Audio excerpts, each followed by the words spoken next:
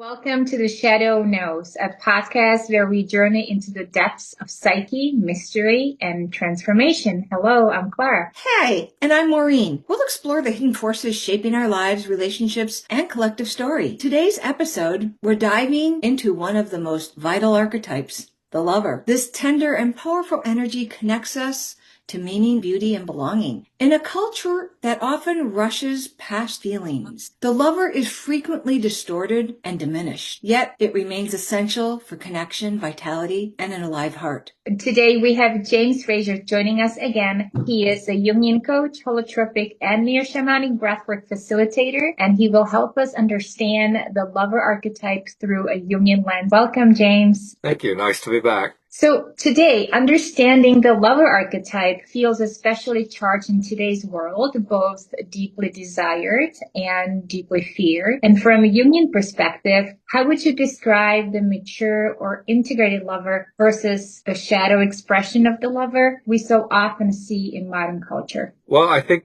I'll start with the sort of the baseline of what Robert Moore gifted us with, which is an understanding of the lover as the energy of connection. It's what allows us to feel emotionally alive, centrally present, and meaningfully related to the world. So it's an incredibly important archetype. It tends to be a very problematic archetype, or really the most influenced by the lover, which is the first 4 years of life. It, on the one hand, an incredibly important energy, and on another hand, it's one of the energies that people have the most difficulty integrating. So it does have a bipolar shadow, and it's just one of those really problematic things that if you begin to understand it, you look around and you see it everywhere. One of the reasons is because it's connected to our sense of connection to another, to intimacy, and therefore to sexuality. We could spend days and weeks discussing the problems of sexuality. Not without reason that Freud actually looked at this area in most of his explorations because he realized that this drive of sexuality was the most problematic for people to integrate. And that turns out to be true. I don't think I've ever met any person in the world, up to this point anyway, who's had not some struggles, sometimes massive struggles with the whole issue of sexuality. But the lover archetype is not just about sexuality. Again, it's the thing that allows us to appreciate being in a body. It's the thing that allows us to appreciate beauty, to be connected to nature. It is one of the most problematic aspects of it.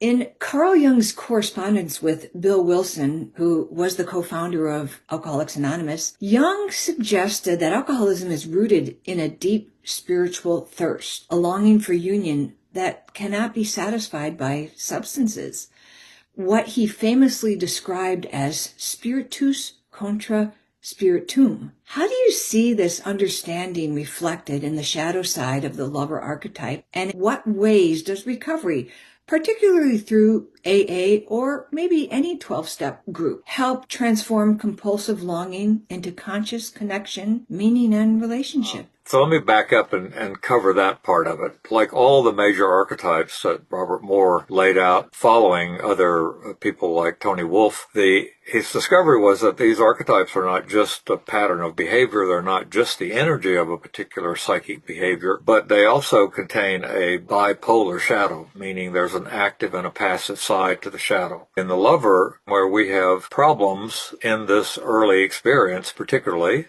of amount of mothering, nurturance that we got, the lack of it or too much of it. What happens if the lover archetype is not brought into a mature expression, it tends to either dominate us or disappear. And so we either are flooded with it or we're out of touch with it. And that means there's two bipolar shadows. So if you think about having too much lover, what would that mean? You would probably be seeking things outside of yourself. You would not be able to tolerate many of the normal things of life because you would feel empty. You feel like you're not connected, like you never got what you needed. What we see is a movement into addiction, because addiction really is the compulsive lover. So there's all this compulsive behavior, attempts at pleasure, attempts at saging pain, and the lover really truly is the plane of pain, so to speak, because it doesn't have natural boundaries like the lover does. It doesn't have the detachment of the magician. It doesn't have the qualities of blessing of the royal energy. So the lover is where we feel all the emotional pain. And thus, if we don't have a good grounded, balanced lover, we tend to get possessed by it, and that turns into addiction. Or we tend to be on the other side of it, which we could call the impotent lover, again, not just in a sexual sense, but in the sense that a person's just losing vitality or losing connection to life. And you hear very frequently people say, I just don't have any meaning in my life. I don't have any enthusiasm. I don't have eros. I don't have excitement. I don't have enthusiasm. When we fast forward to the question then that you asked me about, which is referencing a very famous letter that was a correspondence between the founder of Alcoholics Anonymous, Bill Wilson, and Carl Jung. Many people don't know the story of Jung's pivotal, I would say, being one of the early links in the chain of events that led to Alcoholics Anonymous. And later in life, Bill Wilson wrote him this correspondence acknowledging his influence. And Jung had a patient who was a chronic alcoholic, had worked with him for about a year, stayed sober during that year, came back to America and promptly relapsed. And then went right back to Switzerland to work with Jung again, and Jung basically said to him, well, you're helpless. The only possible answer for you is a powerful spiritual experience. And then that led to a series of events which led to some folks getting sober through a religious group. And then those folks in turn influenced Bill Wilson. But Jung's recognition was that on one lens through which you could look at addiction is that it's a low-level, aborted thirst for spiritual wholeness. Does he mean that everybody's walking around that it's an alcoholic or a drug addict is actually a spiritual seeker? No, of course not. What I am saying is that they're seeking wholeness. By that means that they're tremendously fragmented and feel unwhole and feel unattached and unconnected. You can see this most clearly if you go to any of our prisons in the United States, because most of the people in that prison have never actually had adequate nurturance. Many of them come from broken homes. Many of them don't have the parental connections. Many of them didn't get the nurturing that they needed in that early experience, and thus are deeply wounded and feel alienated. And then you wind up with a hole in the psyche, which then the archetype comes in and fills up, and then the demands start becoming archetypal and their level. And then that's what leads to addiction, which leads to increasingly compulsive and greater need, in the case of a substance, of more and more and more of that substance. And the person can't see that they're completely destroying their life until generally the very end of it. So this is one of the most important letters I think you could ever study from Jung, because he really comes very close to saying that this desire for wholeness and connection is not just limited to addicts and alcoholics and heroin addicts, other kinds of addictions. It's really universal.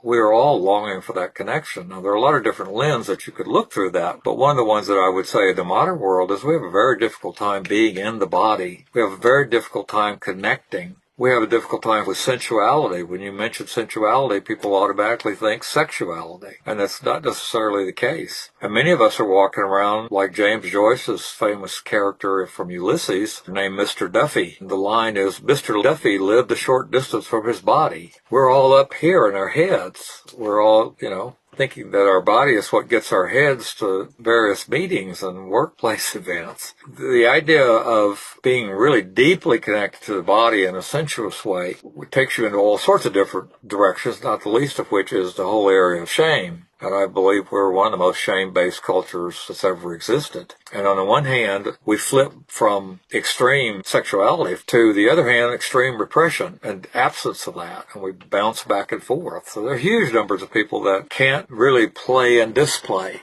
They really are kind of shrinking back because of shame. A healthy connection to this lover archetype really does demand the other archetypes, especially the development in the warrior. But in this particular example, what I would go farther and say is that the program that has been the most successful for dealing with alcoholism, Alcoholics Anonymous, works primarily because it provides all these things that the addict is not getting and unconsciously or secretly seeking in the substance itself. It teaches responsibility. It teaches warrior functions. It teaches connection. It teaches asking for help. It teaches the social connection. And part of that comes about through getting honest. People don't go to AA and dress up and tell everybody how great they are. They go to AA and they talk about their shadow. They talk about all their bad parts. and they're not ostracized for that. At AA, they're actually blessed for that. So that combination of things and the person's dedication and working those 12 steps is what is responsible and makes possible for some people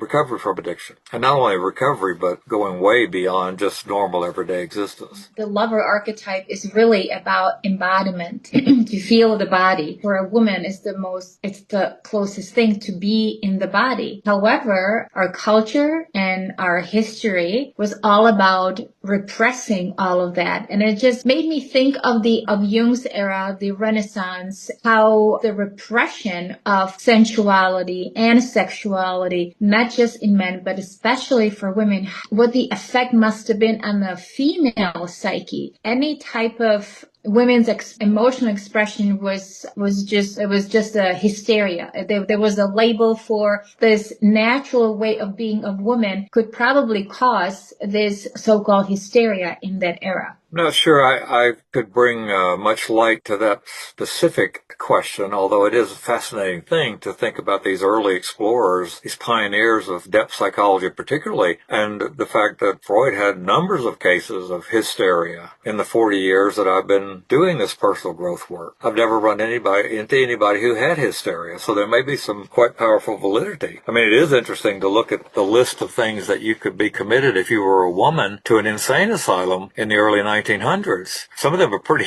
mundane, such as reading too many novels. We well know there was a lot of abuse and things of that nature. At the very least, you could say, of course, hysteria is absolutely, in some sense, trying to connect you to the body because it's paralyzing one of the body parts. In the case of like a limb becoming paralyzed because of some conflict within the psyche. I also believe that there is a repression of not just the feminine expression of feelings and affects, especially in men. I mean, if you get hurt in some situation, you're supposed to get up and rub some dirt in the wound and keep going. And the worst thing for you to do is to cry. My God, you'll be ostracized immediately. So there are lots of us that got really wounded in our feeling function and our ability to express by the cultural overlays. And not all of it was repression either. We have a whole group of people, my generation, the normal, natural experience for a child to be breastfed by the mother was interrupted by science. No doubt well-meaning and, in parentheses, probably a bit of capitalism influence, but they came up with this thing called formula. And a woman didn't have to risk somebody seeing her naked in public. She could just heat up the bottle, never thinking about that that's interrupting a biological and psychological and perhaps even spiritual process of union that has been going on for as long as we've been on the planet. Nobody thought anything about it. And huge numbers of women in the 1950s switched from breastfeeding to formula. Now, no doubt there were some people who probably were saved by that formula, so I don't want to present myself as a complete Luddite, but on the other hand, I've worked with lots and lots of people around the birth trauma and the early experiences of this imprinting and this emotional wounding from lack of union. It sets up a situation where the attachment patterns can be one where the union is always tentative. It's not you can't count on it. And that sets up a fundamental background anxiety. And then that opens up a hole in the lover, and then the archetype swoops in, and then boom, you've either got the flooding lover where you're seeking emotional connection with things outside of yourself. Now, lots of children attach to their toys, so I'm not trying to pathologize all of childhood. If you're still connected to your stuffed animal when you're 12 years old, in a way that it sends you into anxiety when you think about going to sleep over with a friend because you can't take your stuffed animal, I would argue you've already got some attachment disorder in play. If you're sucking your thumb till you're 9 or 10 years old, there's some attachment disorder going on there. We've done some things that really were wrong in terms of helping people with this lover. And then the biggest thing I would say is the problem for men is that we no longer initiate males. When they hit puberty, they are flooded with sexuality. And so the potential for all sorts of projections happens, and they're not getting balanced in their warrior. And it's the warrior that balances the lover. You have to have these two in sync, because if you don't have a lover, for example, and you have pure warrior, you're likely to go into sadism. You may start getting off on hurting other people. If you have a balanced lover, you won't do that. And consequently, if you don't have a balanced warrior with a lover, that lover tends to either dominate or disappear. It turns to pathological situations. As a former thumbsucker, I was. Well, again, I'm not trying to psychopathologize childhood. I'm just trying to say that, look, folks, I won't ask you to answer this question on air, but for all of those of us who were and those who might be listening to this, one way to think about that is you either probably weren't breastfed, or the breastfeeding was terminated way too early, or it was just very inconsistent. And this may have had nothing to do with your mother. For example, you could have a mother who could not physiologically produce milk, therefore she could not breastfeed. So again, please don't ever interpret what I'm saying as mother blaming, although of course we have to look at failures in parenting, because that's a very real thing, because often our parents didn't get these knowledge and this understanding. But I would say those things go together, and so if I'm still have an object transfer at Freudian sense, when I'm 12 years old with my stuffed animal, then I'm probably going to have some delayed development. And I'm probably going to be too much in lover. And so I should be very cautious when I start seeking pleasure, because I will not be able to seek pleasure without it. It won't have any containment. It's the best way to say it. The mature lover can have pleasure, but with containment. So there are some people who can go and have, a couple of drinks, and they have a third drink. They don't feel any better. They start feeling worse. With a person with addiction tendencies, they have a third drink and they feel better, and they have a fourth one and they feel better than that. And there's not a containment to it. And so that's what leads to all the problems with too much lover, is too much lover without containment. And it's only the warrior that can provide that, because the lover has no boundaries. I hope that kind of makes sense. I know we could, again, spend a week talking about this particular dynamic. My next question, how do early attachment patterns shape the lover's shadow? Just wondering if there was another example of how those early attachment patterns shape us. The thing that's coming up for me most, which I think you're probably trying to get at, is that what other problems develop if you have an unintegrated lover energy. And if you think about this, any energy, these archetypal patterns especially, they're all in our psyche. We all have all of these. It's a matter of if we have them conscious, and we have them balanced, and we have them regulated. And if we don't, then they're unregulated and they're unintegrated. And an unintegrated, unregulated lover energy means I'm out of touch with it. That means it's unconscious, and if it's unconscious, the likelihood is it's going to project. So then what happens is I have all these unmet needs, and I find somebody who fits my internal idealized other, the partner, and I start projecting all this lover onto her. And I'm expecting her to fulfill all of my unmet needs. If I haven't gone through these initiation to get some of the other ones balanced, I'll project my unmet mother attachment needs onto her. I'll project my lover intimacy needs onto her, and then I can become hypersensitive to when she's not fulfilling those. So all of us are familiar with the falling in love, that first magical stage that's just overwhelming. It makes everything else fade into the background, and it is glowing. And then that lasts anywhere from a few weeks, a few months, maybe if you're really lucky, a couple of years. But then it starts falling off, especially if you start living with the person.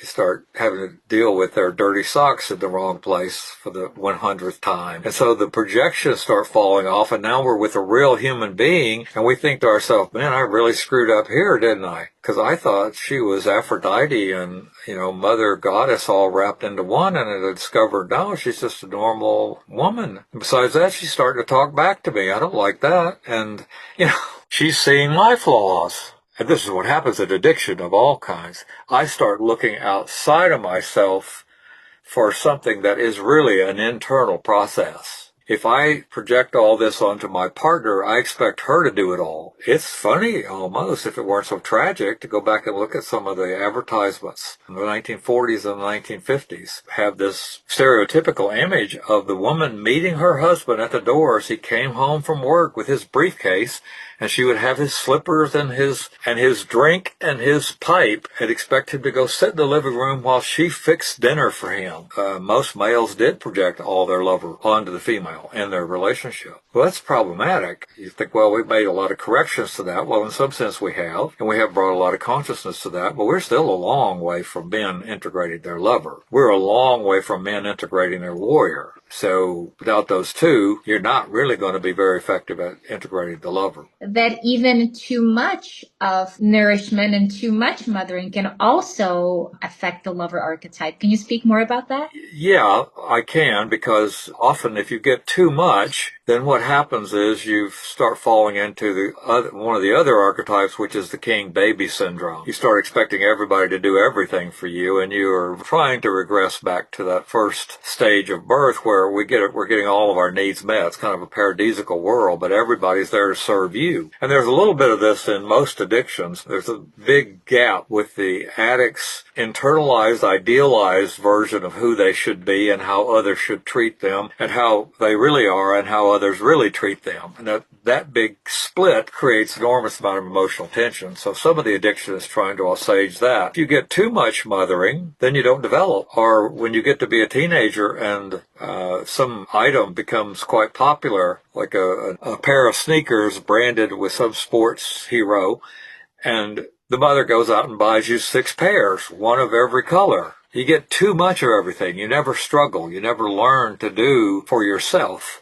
And so you get very inflated, and then again the demands become archetypal. And I expect everybody to treat me as if I were the king. I've thought about this very deeply, but you could probably easily go into the impotent lover by saying, if I love somebody and I open up to intimacy, they're going to swamp me. They're going to try to possess me. They're going to just eat me alive. So I better just go off into this island and not really have relationship. So I think it could work, probably both ways. What are the core functions of a healthy lover energy in the psyche? Joy is what comes to my mind. The capacity to take pleasure in being alive, quality of aliveness, versus people who are overwhelmed and struggling with rationalizing that there's no point to this, that life has no point. It's absurdity. You're born, no matter what you manage to accomplish or put together, you're going to die. It's kind of that depression, feeling of deadness, lack of enthusiasm. I do believe connection fits in this tremendously, and of course I think there are a lot of therapists who would agree with me that the vast majority of their clients coming to them have some issues around connecting, or certainly some issues with their current person that they're trying to be the most connected to, their intimate partner. It's also connected to us having a sense of meaning, not the cliched, what's the meaning of life?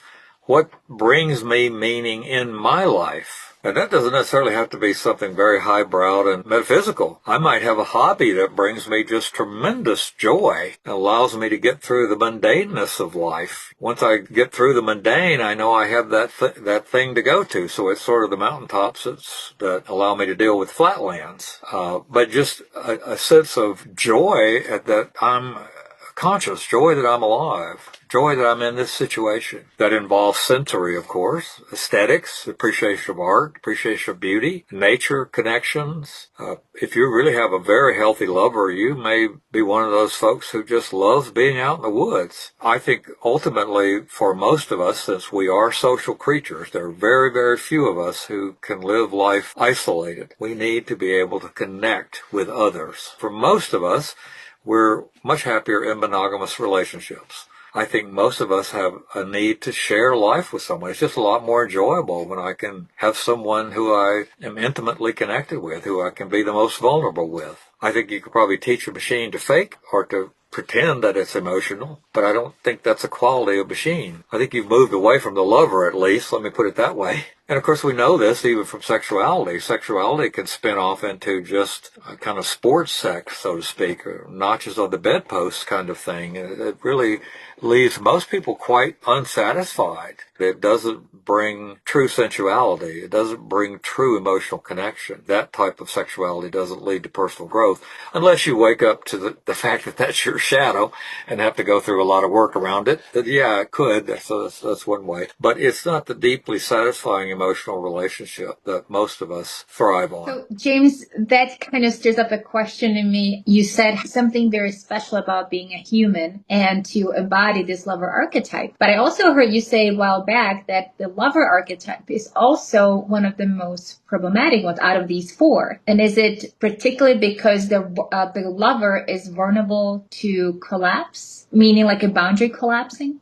Well, one is it doesn't have the capacity for boundaries, so therein is a problem. It also is deeply connected to this early psychosexual developmental part of life that, again, to give credit to Freud and his followers, did so much early work around, because we don't come into the world with an ego. We're still 1 foot in the archetypal world and 1 foot in this reality, and it takes about 3 or 3.5 years before these little clumps, little islands of consciousness begin to collect together enough to form a sense of I, which is the ego in the Jungian sense is the center of consciousness. So we're very vulnerable to things like anxiety around attachment, because initially, of course, mother is food. Without mother, you die. Well, that's pretty fundamental. Long before you're concerned about pleasure, you're concerned about survival. In the modern world, we're doing some things around birth that we're not really thinking through very deeply. I mentioned the formula thing from the 1950s, but we've also had another phenomenon where we're not allowing the normal, natural progression of birth to happen, because we've doubled the number of cesarean sessions since I've been doing breath work. It was 18% when I started in 1986. I'm not arguing against it. I'm not trying to claim to be a medical person, but I have a sneaky suspicion that we didn't suddenly need to double the cesarean rate because of necessarily anything other than possible malpractice insurance. Difficult births are just a lot easier to control with that, and from the doctor's perspective, it makes more sense. It's less risky. But then we're not thinking about, well, what is the psychological impact of that? We've had sort of, well, there's nothing important prior to the onset of actual birth. And we've definitely proven that with Groff's work and with breath work. That's absolutely not the case. We know now that the birth trauma is one of the biggest influences of us of all. It's one of the biggest traumas that most of us ever go through. So I'm saying the lover is more problematic because it's the first energy we're supposed to really be in. Mother's supposed to be in lover when she has us, and she's supposed to be able to be channeling, of course, a certain amount of queen as well. This is why when women go through the puberty initiation,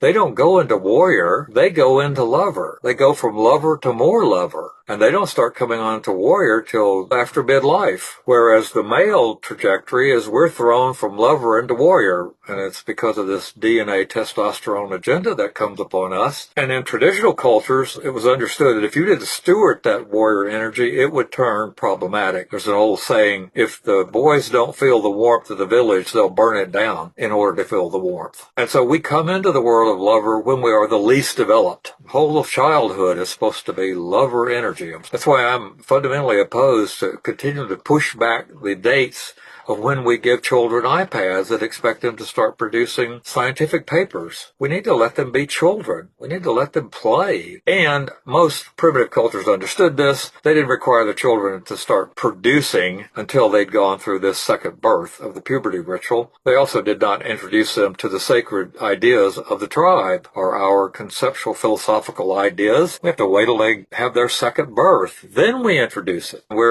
We're kind of mucking up some things, and the result is that we have a lot of difficulty with people coming to maturity because they're wounded in the lover. That makes it more difficult to do the other ones because we need this firm baseline of safety, a sense of, is the universe safe or not? Am I going to be taken care of or not?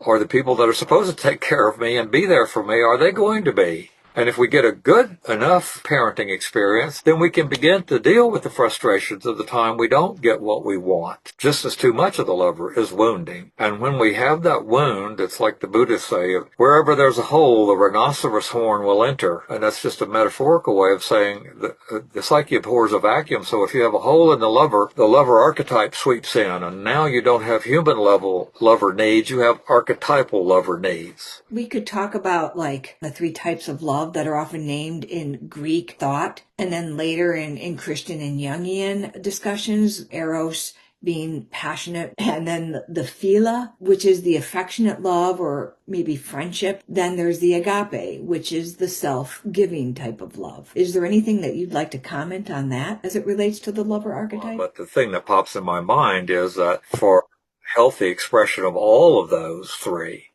would require a healthy lover. And any one of them one could potentially see, especially in, of course, the eros, but anyone, you could see potential problems in all of those. And just as an example, again, I haven't thought about this very deeply. So if you look at someone on Facebook and their complaint is that Facebook only allows them to have 5,000 friends and they're at 4,999 and they don't know who they're going to let be that last slot.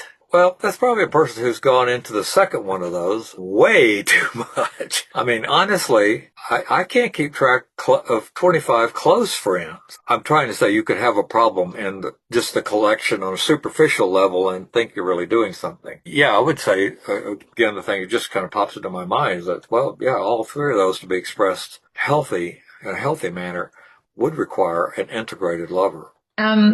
James, for listeners who feel disconnected from their capacity for deep connection, joy, or aliveness, what are some ways they might begin to awaken or integrate the lover? Well, first, I think it would be very helpful to begin to look at where you're not integrating the lover. And often what you'll discover is that you have a problem with boundaries. And that's because you're not actually in the warrior. So there's a kind of funny thing about this fourfold model. One of the fast ways to get one of the sides of this balanced is to look at the opposite side and try to develop it as well. So in other words, you're not just going to work on your lover.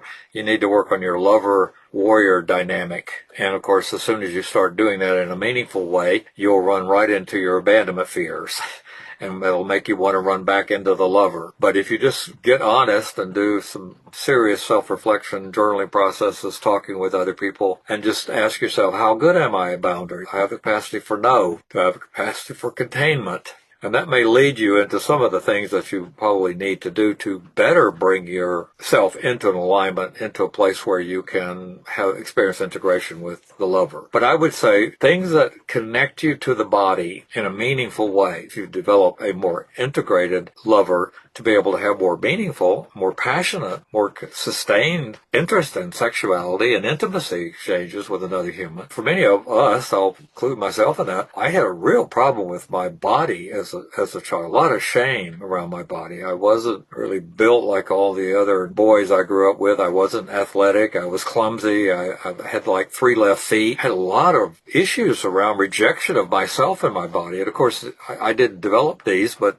one could see where things like eating disorders get so connected to all this because they have to do with the body, they have to do with the mother, they have to do with the taking in of the mother in the form of food. As much as we were experiencing sexual difficulties at the turn of the century, it may very well be that now we are experiencing issues food related. Center for Disease Control, they have this really interesting map that you could click through and it shows you the obesity rates every single year.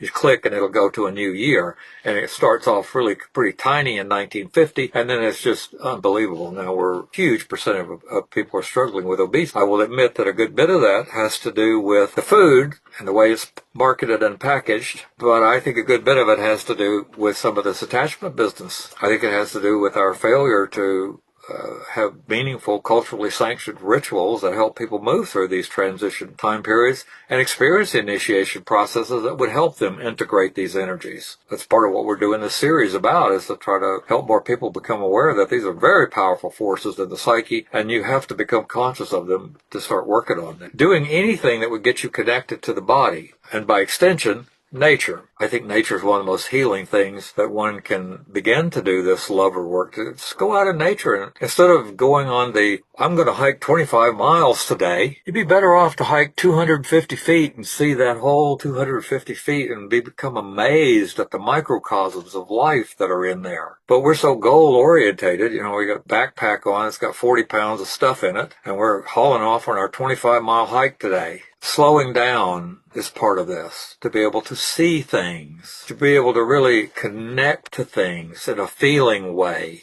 to have less detachment so we're not spinning in our magician. Practices like breathwork, for example, which I'll put a shameless commercial plug for, help get you connected to the body because they involve a lot of somato-emotional release. You also get more permission to do emotional release. If you're struggling with that, try to find either a therapy group or a self-help group or a place where you can feel safe, where they are trying to help people express emotions. Get connected to your own creativity, artwork, and appreciate it. Even if all you can draw is a stick figure, try to appreciate that because you can actually be tremendously creative with stick figures. I know this to be a fact because that's the level that I draw at. And I am able to do a lot of very powerful journaling with stick figures. So you don't have to be Picasso, you don't have to be Van Gogh or Rembrandt to be able to appreciate your own art. Then, of course, that's going to lead you into shadow work because your critic and all those critical voices you got growing up about your creativity are going to come roaring forth. And so you're going to have to do some work on that as well. So if I'm at the grocery store and I notice that there's a person working at the end of the checkout counter, and I imagine that, hundreds of people pass by that person every day without even looking at them. And I take the time to notice that they have a name tag on and it says John. And I just take the little extra effort to say, thanks, John. I really appreciate that. I don't know how that might affect that person, but it could certainly affect me. Like, wow, I wonder what his life is like. So you see what I'm getting at. We slow down from our hyper achievement modality and start to appreciate things. And it's funny, I'm 73 years old. I'm entering in the last phase of my life. I appreciate things in a way I never could when I was young. I appreciate every day. And you could cynically say, well, that's because you're approaching death. Well, yeah, but on the other hand, I really am much better at noticing things that are beautiful than I was in my earlier life. I'm much more happy in the sense that I'm not chasing happiness. It's a result of the growth work I've done and the appreciation work I've done. And frankly, getting this lover better balanced, because I don't mind admitting this is the most problematic area of my life. I'll still be working on this probably till the day I die. I'll certainly still be working on trying to bring forth a more and more mature warrior to balance this stuff out. But I've made some progress. And in that, I have much more appreciation for some of the small things that I would have not even noticed before. And suddenly I have great interest in them. So my capacity for living is actually much, much bigger than it was when I had much more physical capacity. I listened to Robert Moore, his lecture on the lover, and what stuck with me was when you're in a lover, you're entering the Garden of Eden, and you have to make sure that you take care of it and you go there every single day you visit it and you care for it. So thank you. Thank you, James, for guiding us through such an important exploration of the lover archetype and reminding us that love in its mature form is not self-erasure or compulsion, but presence. For each of us, the invitation is to recognize where the lover lives within, to remain connected without losing ourselves. Thanks, everyone. I'm Maureen. And I'm Klara. And thanks for listening to The Shadow Knows. If today's episode resonated with you, we invite you to subscribe, give us a like, and share it with friends. And join us again as we continue exploring the hidden layers of the psyche. Until next time, may you walk gently with your shadow, and may its wisdom guide you home. And remember, the shadow knows. The shadow knows.